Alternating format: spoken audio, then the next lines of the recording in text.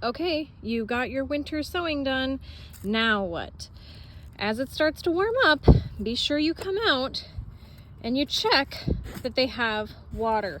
Okay, once you start getting some warm days, that water is going to start evaporating.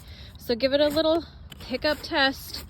Okay, still good. Sometimes the jugs that the wind hits the most will be the first to dry out. Sometimes the ones that are on the edges, because they get the most sunshine, are the first to dry out. So make sure that you're giving extra special attention to your jugs on the edges. Then just maybe fill up a pitcher,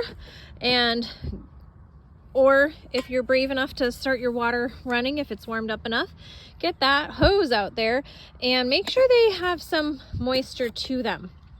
If it starts getting sunny and hot, get those babies in the shade.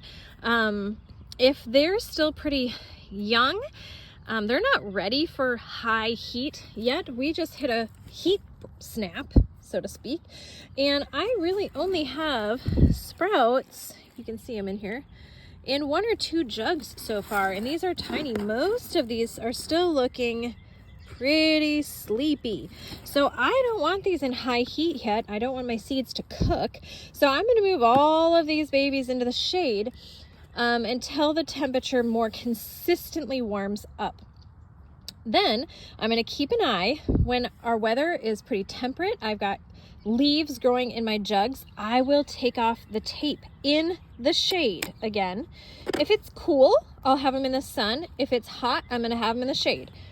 I'll take off the tape, and then I'm going to leave the jugs closed with the tape off in the shade for a few days as they start to acclimate to warmer weather.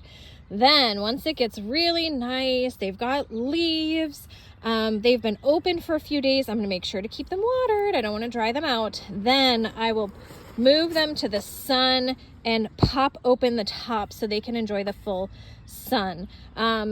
Depending how cool you're getting at night, you can still push the covers back on and close them. If they're still taped up and you have tiny leaves, like I think I have a few beet leaves coming in, you don't really need to worry about frost yet at this point.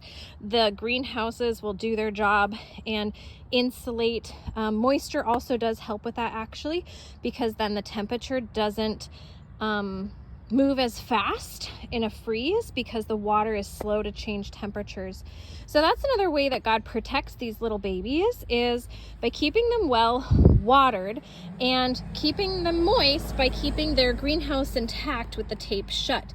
Once you've had warmer weather, you've untaped them. If you're going to get a hard frost, then you may want to consider covering them, like so not retaping them, closing them, but if you've taken the tape off and you've pried the tops open, just kind of pushing it back on and then covering your set of milk jugs if there's going to be a hard frost once your leaves are all up. At this point, I am not worried about cold weather, even though I have some of these little leaves.